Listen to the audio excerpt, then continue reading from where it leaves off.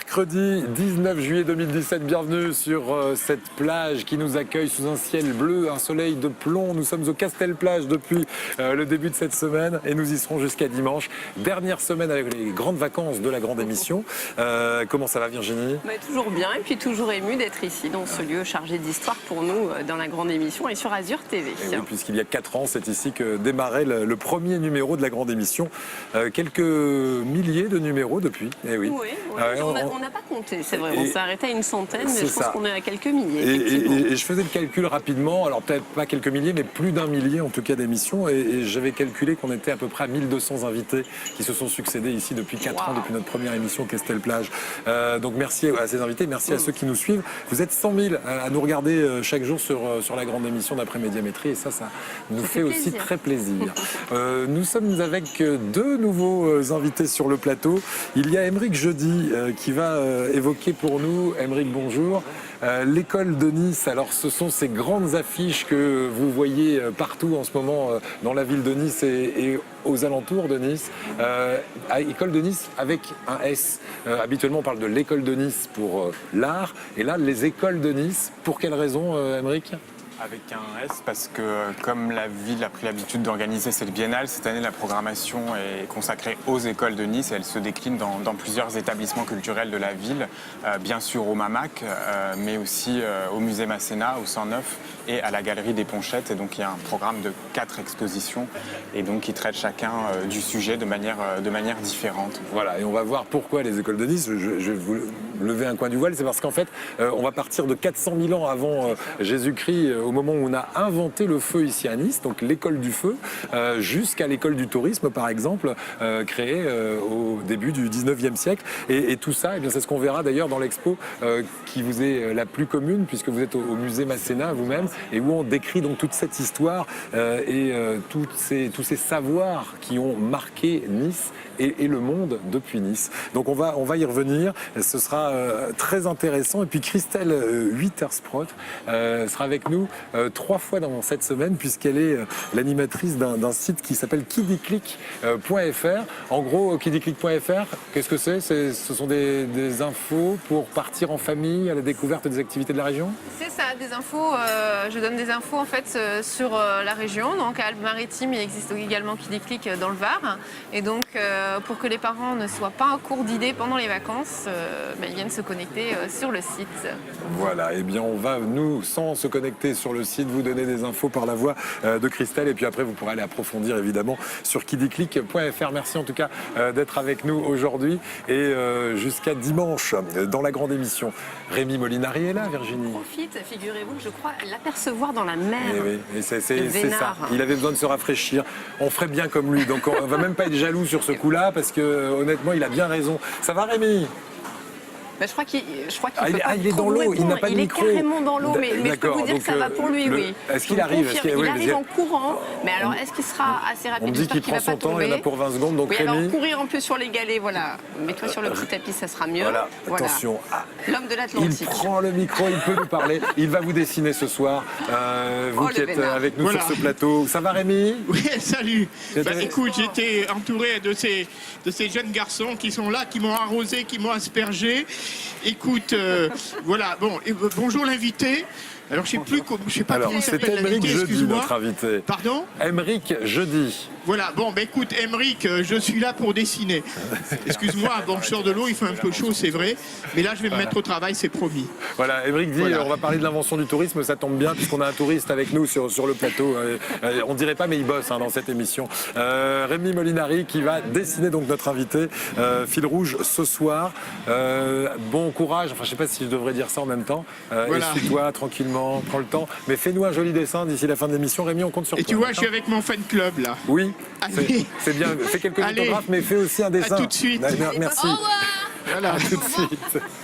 Rémi qui va se mettre en train et nous qui allons évoquer donc l'école de Nice, cette grande exposition dans 4 établissements de Nice, dont le musée Masséna, Virginie. Exactement, donc avec un S, et Aymeric Jeudi, donc, qui est notre invité aujourd'hui sur le plateau de la grande émission et chargé de mission donc, auprès de Jean-Jacques Aliagon pour cette expo. Alors plus précisément pour le musée Masséna, mais cette exposition, donc on le rappelle, elle se déroule jusqu'au 15 octobre dans plusieurs endroits, donc également aussi au Mamac, au 109 et à la Galerie des Planchettes, donc qui est pas très loin de nous. Alors on va donner aux téléspectateurs un avant-goût de ce qui les attend avec des objets vraiment très variés, puisqu'on va voir des choses comme un sanglier gaulois en fer, mais aussi une ombrelle du 19e siècle. Avant de revenir en détail sur ce qui nous attend au Villa Masséna, pourquoi une telle exposition, Aymeric, vous pouvez nous le rappeler déjà ? Ouais.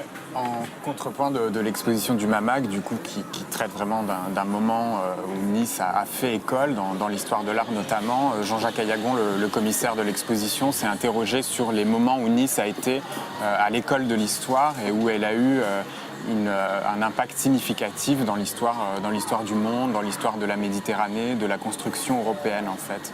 Et donc on dresse comme ça un portrait historique de la ville, une sorte de musée imaginaire, de galerie du temps, à travers effectivement beaucoup d'œuvres, et on revient en 5 grands chapitres. L'invention du feu, l'invention de la Méditerranée, l'invention de la cité, l'invention de l'Europe et enfin l'invention du tourisme pour dresser ce portrait. On peut aller un peu dans le détail. On va revenir dans le détail justement dans un instant. Est-ce que nous expliquer, Aymeric, c'est qu'il a travaillé véritablement comme un détective pour monter cette expo. Qu'est-ce qui a été le plus dur ?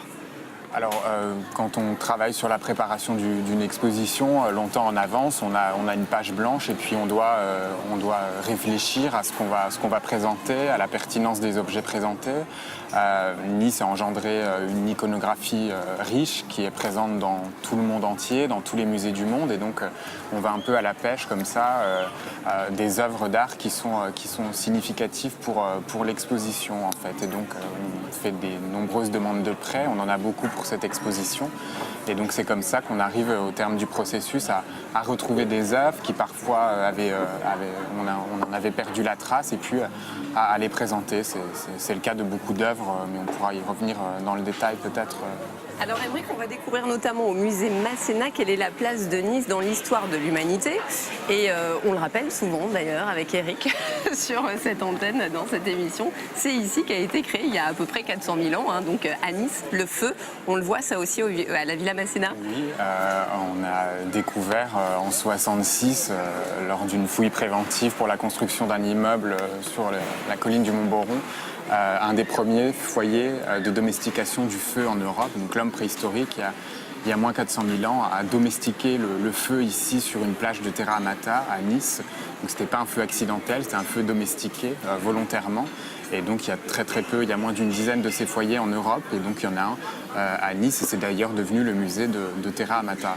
Et donc alors le musée Terra Amata vous prête justement certains objets pour illustrer ça. Terra Amata nous prête un échantillon du foyer sur lequel a été allumé ce premier feu il y a moins 400 000 ans, et une série notamment de bifaces qui sont les couteaux suisses de la préhistoire, qui sont des outils que les hommes préhistoriques utilisent.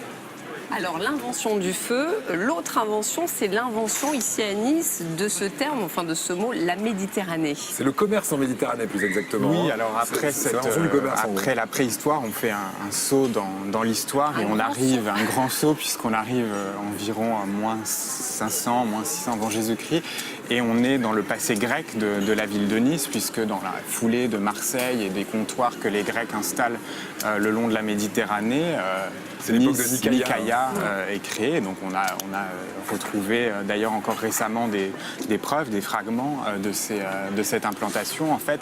Et on utilise le passé grec de Nice pour aborder le thème de la Méditerranée et le mythe méditerranéen en général. Et donc on parle dans cette partie-là, y compris des végétations que sont la vigne, l'olivier, les agrumes. Et donc on décline comme ça dans la salle qui est consacrée à l'invention de Méditerranée une série d'objets qui vont à la fois des objets archéologiques grecs comme un casque ou des tessons de poterie retrouvés ici à Nice, mais aussi on présente des productions locales, par exemple d'orangettes présentées avec des œuvres en lien avec toutes ces végétations, et on termine sur les 2 bâtiments emblématiques du XXe siècle qui font référence à la Méditerranée et qui ont été construits sur la promenade des Anglais, le palais de la Méditerranée et le centre européen universitaire. Et on peut dire, parce qu'on parle d'école de Nice, qu'on est une école du commerce ici.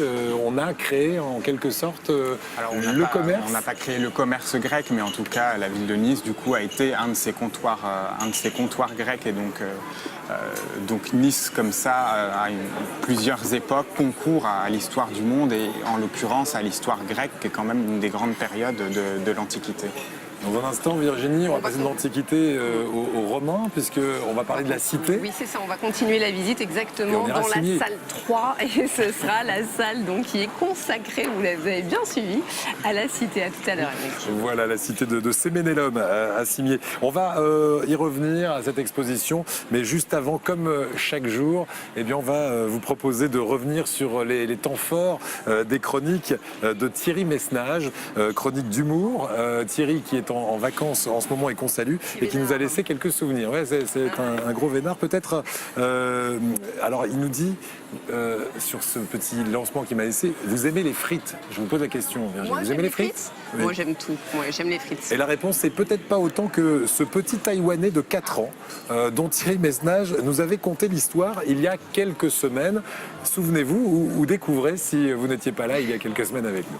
Eric, Virginie, messieurs, vos enfants aiment les frites. En tous les cas, dans votre entourage, il y a toujours des enfants qui aiment les frites. Eh bien, même s'ils en sont friands, ils ne le sont pas autant que ce petit bonhomme que je vous ai dégoté donc à l'autre bout du monde. Il a 4 ans, il fait la sieste, il se réveille, il a une grosse envie de frites. Qu'est-ce qu'il fait? Il pleure en criant « Papa, maman, je veux des frites !» Non, non, non, non. Il attrape les 2-3 pièces qui traînent sur le buffet, grimpe dans sa mini-voiture et il file au McDo du coin à 3 km. Alors là, vous allez me dire, à juste titre, qu'appelle-t-on mini-voiture quand on a 4 ans? Une mini-voiture de marque allemande de surcroît est un petit véhicule électrique destiné aux enfants et destiné surtout à ne pas quitter le couloir de la maison, voire l'allée du jardin. Regardez. Eh bien, c'est moi qui ai fait le montage. Hein. Je ne sais pas si on le retrouvera un jour dans Arty Trendy, mais c'est moi qui ai fait le montage. Voilà. C'est pas gagné. Hein. C'est pas gagné. J'ai encore dit voilà. C'est lui qui fait la mise en page. Vous acceptez ça ou pas? Vous acceptez ça? Ça non. C'est trop dégoûtant pour lui. Peut mieux faire. Bref. Le bambin en question, il est allé beaucoup plus loin avec sa petite mini-voiture. Heureusement que dans les pays d'Asie, les moteurs sont bridés. Oh, bien. Bref, la police a pu interpeller cette graine d'aventurier et prévenir les parents qui ne s'étaient rendus compte de rien. Les parents faisaient la sieste. Bref, le pitchoun que la police taïwanaise a d'ailleurs surnommé le Schumacher de la frite. Je vous assure que c'est vrai. Depuis, bonne nouvelle, papa, maman ont acheté une friteuse. Le petit se régale, il va bien, mais faire 3 km sur route dans l'un des États où la circulation est la plus dense, je rappelle que c'est Taïwan, c'était chaud. C'était même chaud. Patate. Oui, c'est très bien. On n'a pas le. Il faudrait nous l'envoyer plus souvent, la batterie. Vous savez quoi, le temps qui recale le petit jiggle batterie, je vais vous la refaire. Je vais vous refaire la fin. C'est quand même un des États les plus peuplés, les plus densément, en tous les cas, habités, et la circulation va de pair, vous l'avez compris. Donc forcément, c'était pire. Rouler au milieu, c'était chaud. C'était même chaud. Patate. Et même là, ils sont en retard. Bravo la régie. Faut jamais Théo, franchement, comme ça. Je ne sais pas si il est en train de faire quoi en ce moment. Ils font ce qu'ils veulent. Ils font ce qu'ils veulent. Voilà, là oui, là on. C'était chaud, patate. Merci. C'est bien. C'est en rythme. On arrête. C'est bon, on a compris. Voilà. Merci, bravo. Ouais. Ah oui, quand on pousse le bouchon. Merci beaucoup, Thierry. Vous avez compris mon histoire ou pas du tout? Bien sûr, on a compris qu'il avait risqué sa vie pour des frites, en tout cas, ce petit garçon de 3 ans. 4 ans. Ouais, méfiez-vous, parce que vous avez des enfants petits. Donc oui, c'est vrai. Il faut que je les contrôle. Mais ils n'ont pas la petite voiture en question. Ah, puis vous avez une friteuse. Voilà un gros gourmand de 4 ans, pointé par Thierry Messnage dans sa chronique. Ouais, pour aller chercher les frites, il a pris la voiture celui-là. Merci d'être avec nous. Si vous nous rejoignez, nous sommes depuis le Castel-Plage toute cette semaine et nous y recevons nos invités. Aujourd'hui, on parle d'art et d'histoire avec cette expo que vous pouvez voir jusqu'au 23 octobre à Nice, tous les jours dans différents lieux, dont le Mamac et le musée Masséna. C'est École de Nice au pluriel et on voit aujourd'hui avec avec notre invité Aymeric Jeudi, comment Nice a marqué vraiment le monde du tourisme, le monde de la cité, on le verra dans un instant, Virginie, et puis pourquoi pas aussi le monde de la préhistoire, on le voyait tout à l'heure, avec l'invention du feu ici sur la plage de Terra Amata. Mais juste avant, on va partir pour les îles de Lérins avec notre idée sortie du jour et Christelle Witherspoon qui est notre invitée, qui sera notre invitée fil rouge pendant quelques jours dans la grande émission, je vous le disais, pour nous apporter des infos. Elle travaille pour kidiclick.fr Alpes-Maritimes. Alors, on rappelle ce que c'est que ce site internet tout d'abord? Donc c'est un site d'idées de sortie en fait en famille. Donc vous allez retrouver toutes des activités. Alors ça peut être des activités dans des lieux pour des ateliers enfants, des ateliers parents-enfants, mais également en fait on peut trouver des lieux pour faire les anniversaires, également des escapades insolites. Je fais également des articles sur par exemple les lieux pour se rafraîchir en famille. Donc l'esprit c'est toujours en famille. Bien, tiens, alors, Un petit rafraîchissement. allons-y, un lieu pour se rafraîchir. C'est une très bonne idée, Virginie. Et c'est quoi le lieu pour se rafraîchir là de tête? Le lieu pour se rafraîchir, alors j'aime beaucoup parce que j'aime bien les sorties un peu pédagogiques en même temps, nature et pédagogique. Pour les enfants, c'est la grotte de Baume Obscur à Saint-Vallier-de-Thiers, où là vous avez en fait une super balade de 700 mètres sous terre à 15 degrés toute l'année, donc vous n'avez plus envie de sortir. Climatisé à l'année. Climatisé à l'année. Et donc les enfants, en fait, pour les faire marcher, pour leur apprendre beaucoup de choses, donc vous avez également en fait une chasse au trésor qui est proposée en fait aux enfants. Donc dans cette grotte. Avec la grotte qui nous parle, hein, parce que c'est ça, il y a une voix off qui nous guide à l'intérieur de la grotte, il y a des lumières qui changent de couleur, etc. C'est très sympa. Et c'est frais surtout. On est sous terre, mais ne soyez pas claustro, c'est très bien. Vous l'avez fait la grotte? Je l'ai fait, et il faut le petit gilet. Mais c'est bien, on est content au mois de juillet ou au mois d'août de mettre notre petit gilet. Voilà, si on va aller se baigner, mais seulement se rafraîchir, ça c'est très bien. Voilà, ça c'était l'idée bonus de kidiclick.fr. Vous êtes venu aujourd'hui dans cette émission avec une idée de séjour insolite. Et je le disais, on va en face de Cannes, on est aux îles de Lérins. Et ce séjour insolite va se dérouler au Fort Royal. Expliquez-nous ce que c'est que le Fort Royal. Alors le Fort Royal, on était dans l'histoire, donc est très chargé d'histoire, parce que l'histoire sur l'île Sainte-Marguerite a commencé quand même aussi à l'époque, il pourrait mieux en parler que moi peut-être, des Romains et autres. Et le fort en fait, là au XVIIe siècle à l'époque, il servait en fait c'était une garnison où le roi enfermait en fait certains prisonniers, dont un des célèbres prisonniers qui a été le Masque de Fer. Voilà. Alors là on peut demander à Aymeric, légende ou pas légende pour le Masque de Fer aux îles de Lérins? Il y a toujours une part de légende et un semblant de vérité dans ces histoires-là. Voilà. En tout cas, il y a eu un prisonnier avec un masque de fer, vraisemblablement. Est-ce que c'était le frère du roi? Le point d'interrogation est toujours là. Hein, ouais, même pour les historiens les plus férus. Donc, ce séjour, ça veut dire qu'on va pouvoir dormir. Alors, c'est à proximité du Fort Royal ou c'est à l'intérieur du Fort Royal? Ah, c'est dans le fort. Alors, c'est vrai que le fort est un peu plus connu pour accueillir justement les groupes ou les clubs, par exemple, de judo ou autres qui vont faire un stage. Mais aujourd'hui, en fait, ce Cannes Jeunesse qui gère en fait le fort a décidé d'ouvrir également aux familles. Donc là, pour le mois d'août, du 5 au 20 août, les familles auront la possibilité d'aller dormir donc, dans un des bâtiments qui était une caserne du fort. Et donc avec des chambres qui sont de 4 à 8 lits. Alors on est sur du lit superposé, on est un peu entre le gîte, un petit peu, l'auberge de jeunesse aussi, puisqu'on prend des repas dans des salles ensemble. On va chercher nos plats à la cuisine directement, donc c'est super convivial, on fait des super rencontres. Et puis dans un cadre, parce que ces activités-là, bien sûr, ont été testées par Kidiclick avec mes Kiddy reporters qui sont des enfants, donc j'ai testé le séjour. Parce que c'est ça l'originalité de votre site internet, c'est que les enfants vous donnent leur avis. Tout à fait, c'est eux qui donnent un petit peu, qui disent ce qui plaise pas, ce qui est très sympa aussi pour le lieu, parce que justement, quand ils veulent accueillir les familles, qui mieux que les enfants pour donner leur avis en tout cas, et en plus ils sont francs généralement. Donc voilà, au mois de mai j'ai testé un séjour avec 2 Kiddy reporters. Donc il y a un petit film sur le site également. Voilà. C'est des enfants qui se portent bénévoles, c'est ça? Ou c'est des enfants de votre entourage? Alors souvent c'est les enfants partie de mon entourage, mais après, je les connais tous. Bon, là, qui dit reporter, pour bien, c'est ma fille de 9 ans. Et donc là, on est parti avec une de ses amies du même âge aussi, tester en fait une nuit au fort et tester toutes les activités à faire dans le fort. Voilà, parce qu'il y a la nuit au fort et puis après les activités qu'on peut pratiquer. Alors déjà, visite du musée de la mer, histoire de se familiariser avec l'environnement de cette île de Lérins. Tout à fait, oui. C'est vrai que le musée de la mer, du coup, alors il y a une partie où on visite justement les cellules qui ont hébergé, si on peut dire, les plus célèbres prisonniers, dont le masque de fer. Donc on peut visiter la cellule du masque de fer. Et l'autre partie du musée de la mer, en fait, nous parle un peu de l'histoire, justement aussi du commerce qu'il y avait également sur l'île, des épaves qui entourent aussi l'île. Voilà. Et puis il y a aussi les aquariums. Alors ça s'appelle Méditerranoscope. C'est quoi ces aquariums? En fait, c'est une association qui a mis en place ces aquariums.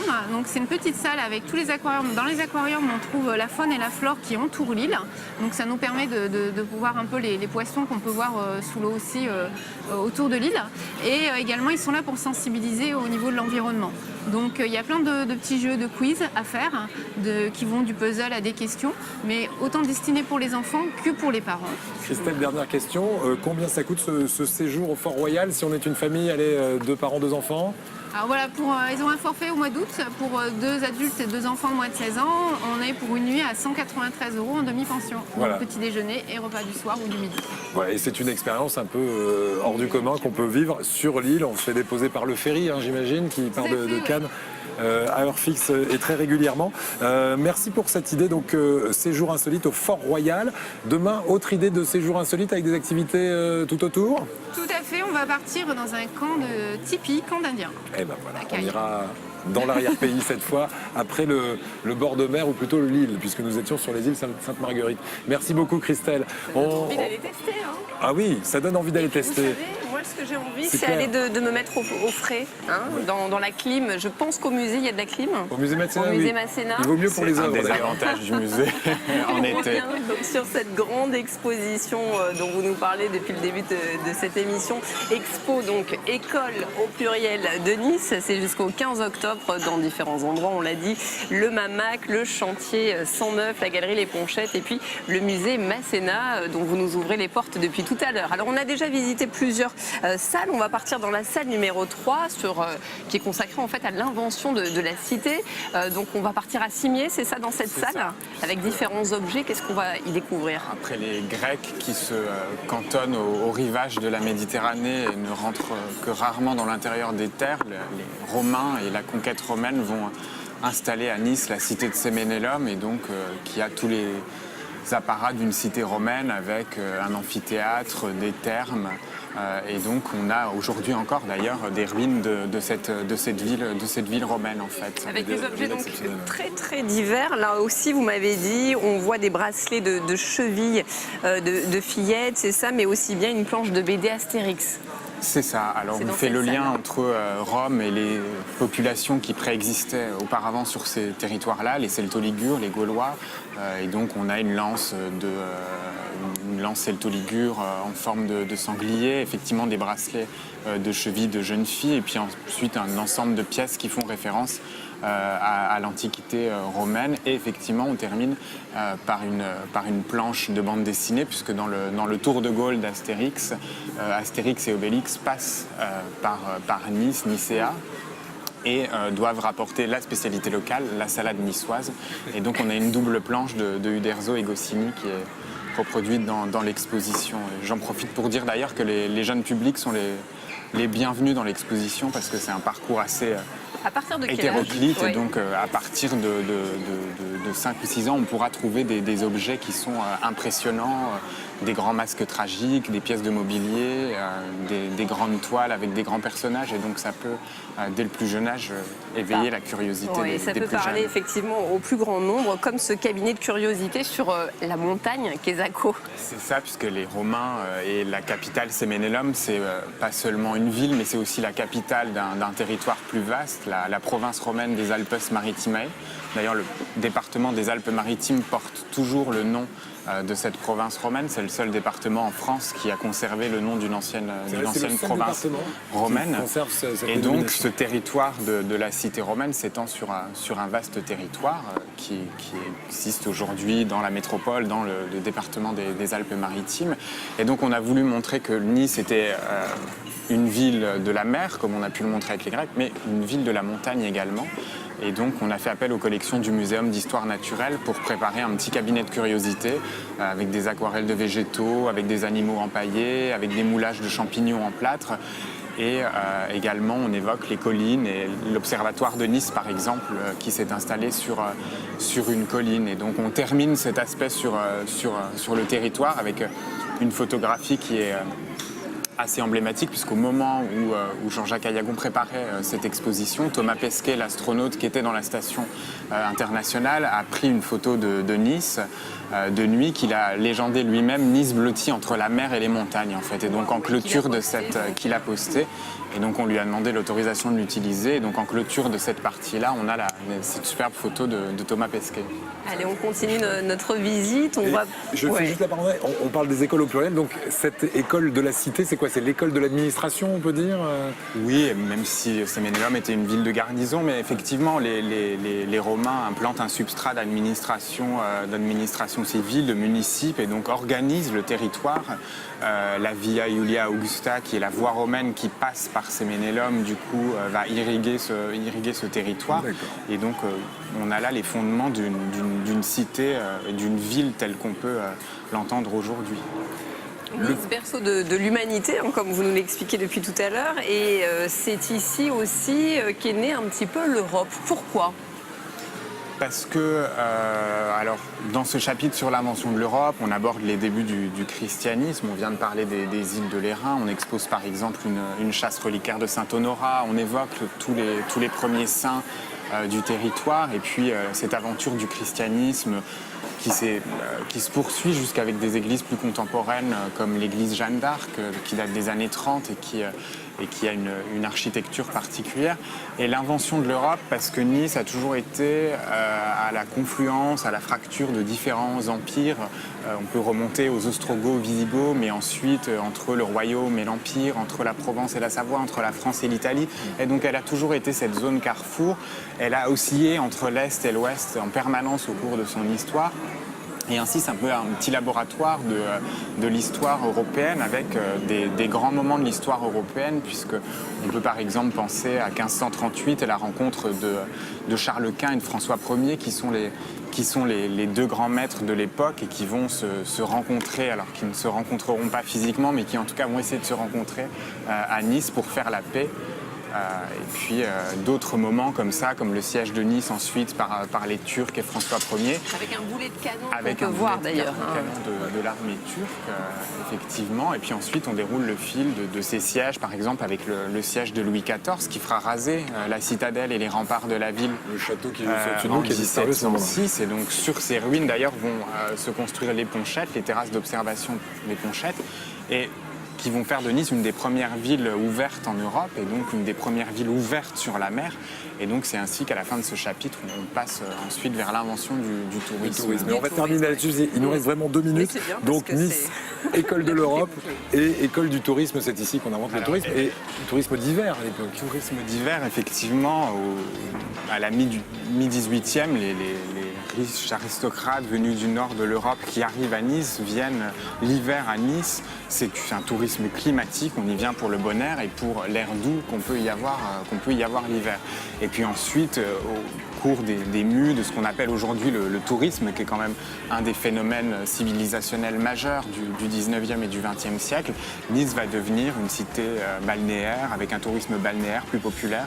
Et donc on a à Nice un calque de toutes les époques du tourisme, de toutes les évolutions du tourisme. C'est d'ailleurs le bien là qui fait l'objet de la candidature de la ville à l'UNESCO.